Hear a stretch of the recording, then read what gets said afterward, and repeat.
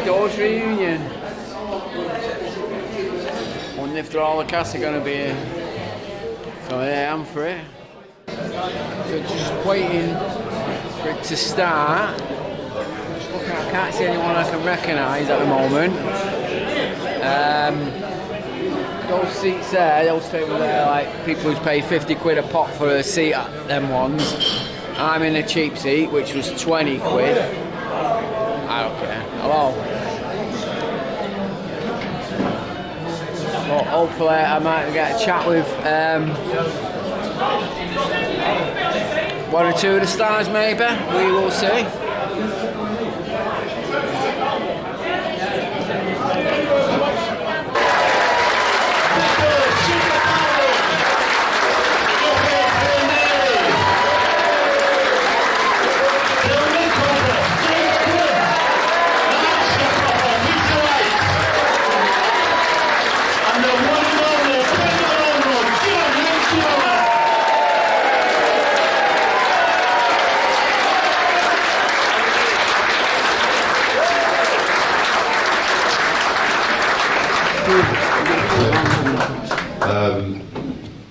Actually, we'll start with John and Shauna, ask him there's a that. bit of romance in this show, as you know,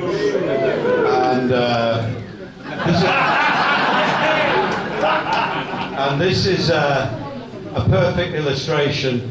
Those of you who know the show, and it's obviously most of you, if not all of you, know that there is a number of great story arcs through it. One of them was about basically Ken and Tanya. So let's and in this, Ken hasn't been feeling very well. Tanya goes up to her. What did he say? You've told me to have a couple of days in bed. So come on, would you? You haven't got time for that. Oh, you'll have to make it up to me when you get better then.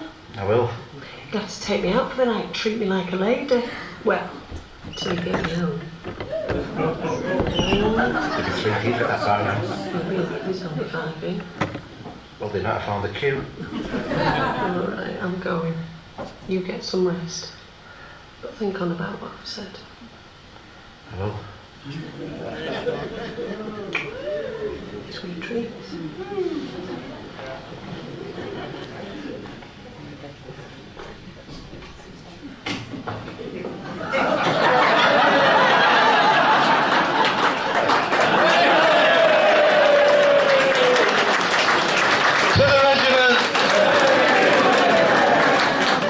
Excellent. So, Sue Cookson, what do you remember of that scene? What do I remember of that bloody scene? I'll tell you what I remember of that scene. Who was that? That reminds me of something.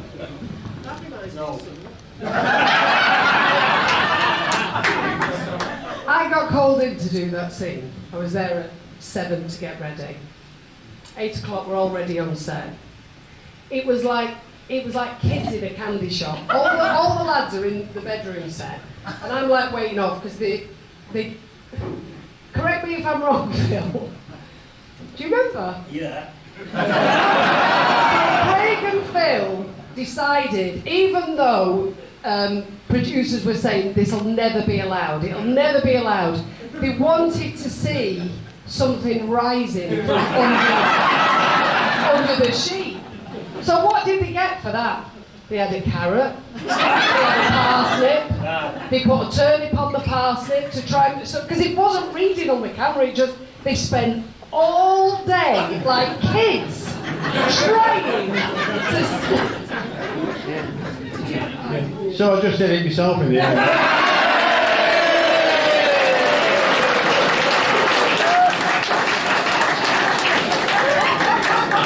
That reminds me, we must get some triple arter sausages on the way.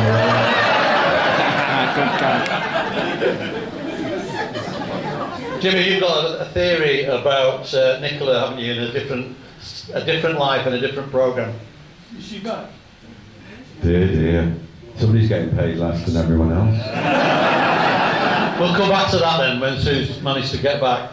James, we've got a clip from the Bobbies then, the couple. Yeah, okay, so there were a couple of characters in the show who portrayed the police officers, and Here's an example of their work.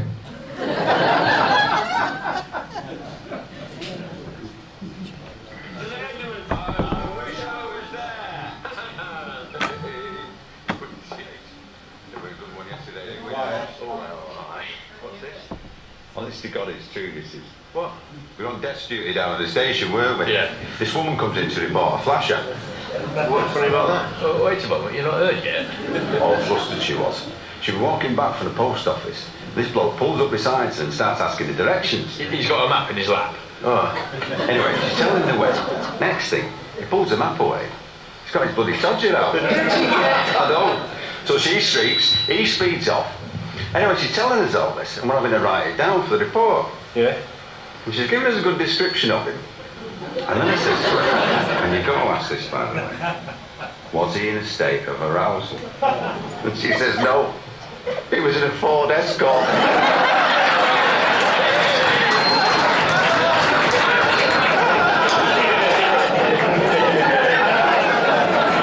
Right, you've got to tell us about the laugh, you two. Come on, Peter, where did your laugh come from? And James?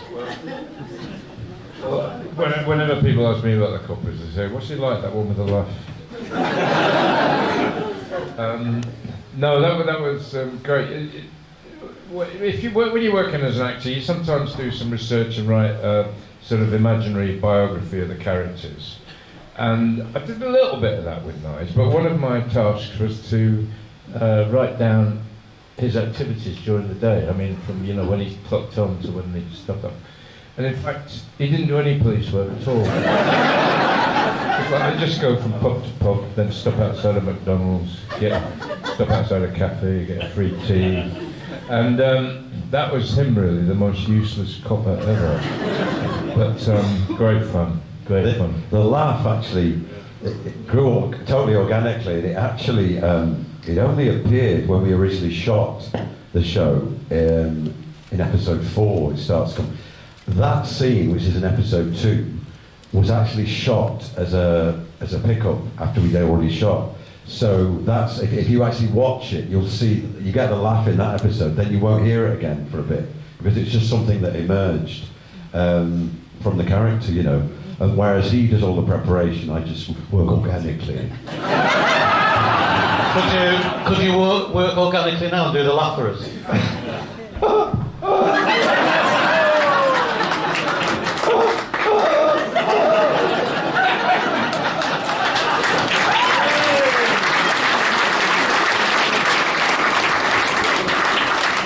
Sorry, just remembering and watching that scene, what I love about the copper scenes, apart from the brilliant writing and the scams they get up to, it's Ken standing there with a sort of weary tolerance. He's got to laugh at the jokes, but you can see behind his eyes, it's like, what a parent. Assure me, if we moved early doors to 2024, what would you two be doing? Chief Constable. I think we've been on the news for all the wrong reasons.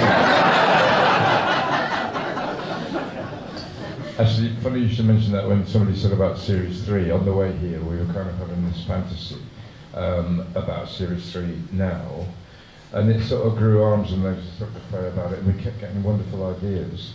They're running a bar in the Costa del Crime in Spain, mixing with a lot of ne'er-do-well crims who live out there, and they got a bar which in Spanish is called Las Uvas, which means the grapes. And just sort of doing dodgy currency dealing, a bit of drugs out the back, and yeah, that's Series 3. Smoking pot. Get on with it. Phil Mealy's taking notes here. But I have to say, for people of my generation and the other old codgers in here, we grew up with Dixon of Dock Green. This came as a bit of a shock to us used to. Softly, softly. Z cars. But do you know what though?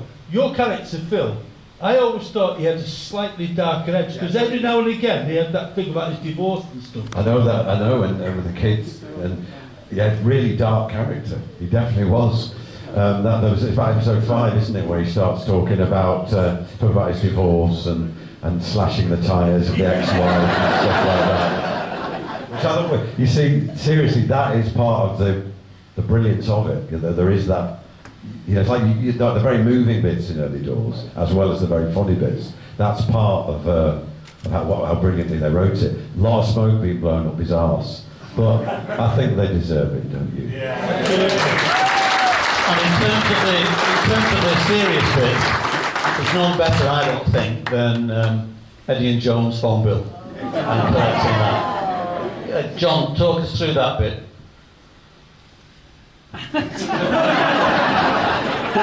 Yeah, well, it's just sort of indicative of what people are like in the north, especially. You know, I mean, we all have a go, and you think, you know, people hate each other. You know, you don't understand it. What's the matter with you? You know, it's funny. I'm laughing really because recently my daughter said to my wife, "Why is my dad so angry with you?" And she just said, "That's the way we roll, you know." And it is, we just talk to each other like that. We love each other, you know, 50 years, you know what I mean? And I'm so tired, but, you know, just, you know, we enjoy it. That's the way they are in the pub, you know, I mean, they love it like that. And, you know, we all love Tommy, we all look after him. Hang on. Hang on, John's, I'm getting echoed off. John's wife wants a word. 51.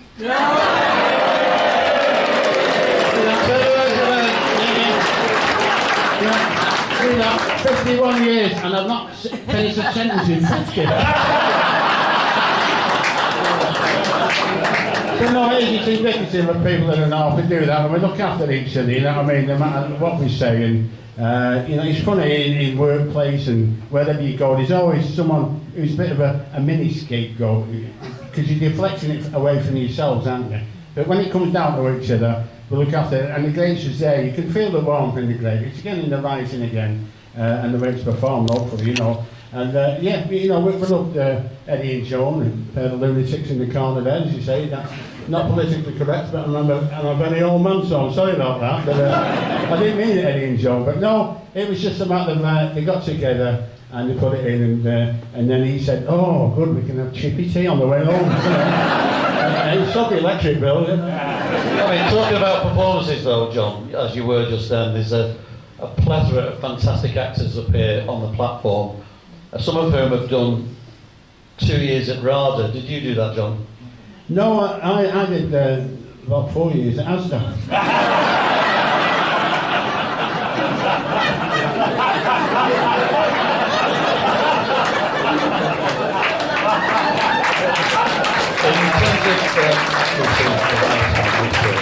Phil. And we're going to come to questions from the floor after the next break, but here's one I just want to pick Phil up upon.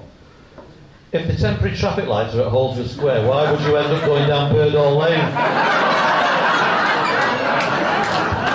Research, mate. There's a diversion on in Reddish, Holsworth Square, so that's why it takes you past Birdall Lane. That's it, yeah. Hey, how are we doing for time here? Oh, plenty of time. We're here till Monday morning. We've got another 10 minutes before the next break. Just the quizzes have been mentioned a couple of times. I don't know about anybody else in this room. Quiz night in the Grapes to me was just something spectacular. So, John, you were a master of ceremonies. Do you have good memories of those days? Yeah, I mean the quiz was absolutely hilarious. It took a bit of sink in, but when it did, I remember there was a questionnaire in the Guardian one time with Ian McKellen, Sir Ian McKellen, and he was asking him what his favourite role was and what was this, that and the other. And he finished off saying, if you could be anywhere else now, where would you be? And he said, doing the quiz in the Grapes. But you know, you get this, it's been a long time, this programme, you get people come and misquote you and say, "Oh, I loved you in Last Orders." You all get that number, you know. And in between the first series, and after hours, and there was what, between the first and the second series, I was going to Granada, and the bloke on the scaffolding went, "Happy days!" The other thing about the quiz was, I was in my local pub in Oldham, and it's a big brass band there, you know. And as I come in, there's a four of the guys at the bar, and they're talking about the quiz and saying, "Who's doing the quiz nowadays?" You know, and they're talking about various people. And there was a couple stood there, I know vaguely they was there. And his wife, she said to me, oh, she said, I love that pub in your quiz, that's my favourite. And she went, what's the capital of Chili con Carne? And you said, Fred Elliott. No. She said, what's the capital of Chili con Carne? Brazil. They misquote it a lot, but I think that one of the great payoff lines during that quiz, eventually, after Eddie's been on about pickles for ages, I think Craig's character says, who cares about pissing pickles? It's very funny. But I think we're sailing a bit close to the wind with some of the quiz answers in terms of, I know the lawyers would have had a look at it. Yeah. To be honest with you, I mean, there was a few things really like that. If you watch it on Gold, I suppose I can mention this in here, but on Gold, you know, there's the scene upstairs, isn't it, when Ken's mum's saying, oh, all these celebrities, all these days. I bet there's only Cliff Richard and Jimmy Savile can sleep soundly at night.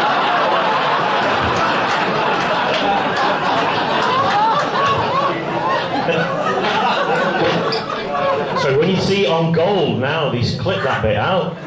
So yeah, I mean, I always thought in that episode, because we knew what, you know, the whole thing with Fred Elliott and who's the actor? Kevin Spacey. Yeah, because we have, you know, the term is cruising. Question 39, Kevin Spacey. That's Kevin Spacey. But it was really knowing the way it was done. So yeah, I think we were. So I was really surprised that we didn't get any. I mean, we did get a few complaints from the cops actually about in the first sort of series that I think there was their media people got in touch and stuff, but I think we just thought, whatever, you can't see this like that. Yeah, so that was, it was, we did sail a bit close to the wind with that. I think you're all right with fictional characters like Fred Elliott. It's when you mention real names you start to get into trouble. John Leslie was mentioned, I think. Why don't the papers just leave him alone?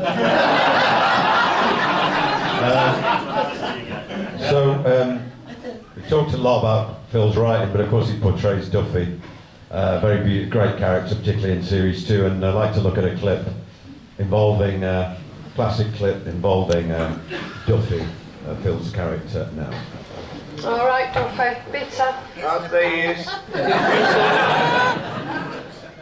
Please, yeah.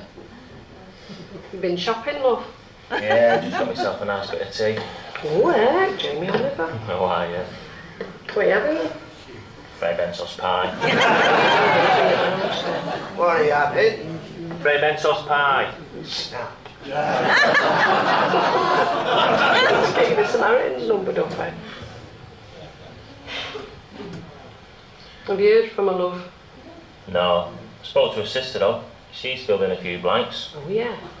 Have I guess how much he earns, this fella that she's left him? How much? 40 grand a year. Don't say. 40 grand. I'm not bothered though. No, I'm getting on with my life, aren't I? And that's more important than money, isn't it? Of course it is. Yeah. Gotta move on. It's all behind me now. Yeah. Yeah. 40 grand.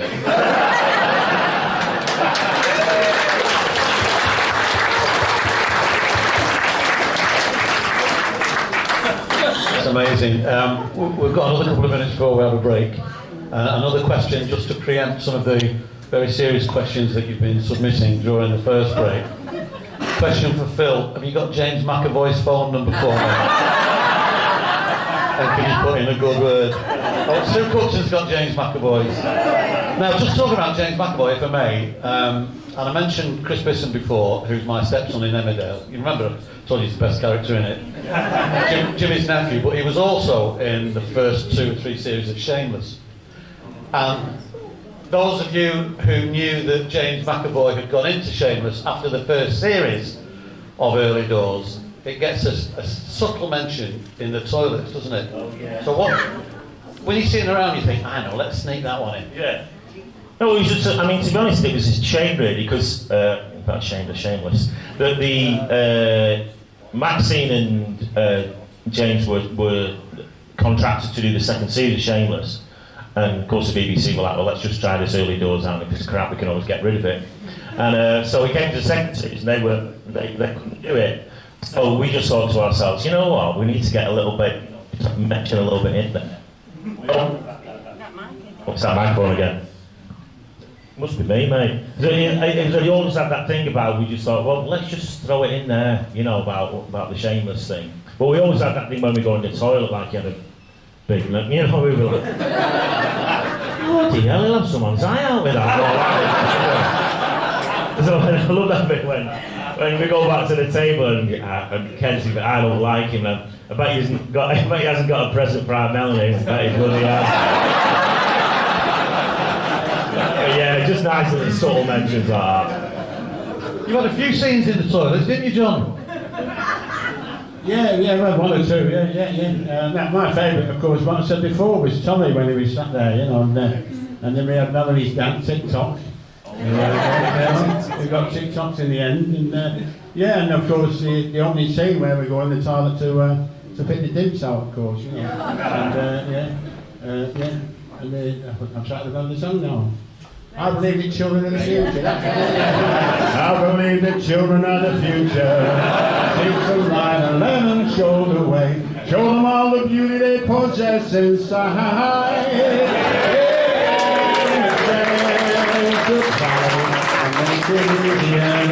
Take the children's laughter. Show them out. I forgot the words.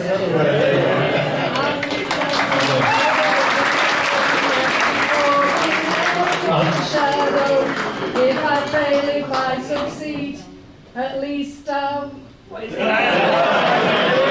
There we go. Keep your dignity. What is it with the dignity? Yeah, you can't take. So you forgot the lyrics. I'm a bloody shit. We always forgot the words. One of the best payoffs coming out of the toilet was after you'd been picking all the dimps out of the urinals, and Eddie is offended. I'm offended, man. Nothing to do with me, apart from perhaps the build-up and piss. We've descended into toilet humour now, haven't we? Right, I think, is there time for a break or another clip? Time for the break. Thank you. That's my line, John. You did that all the way through.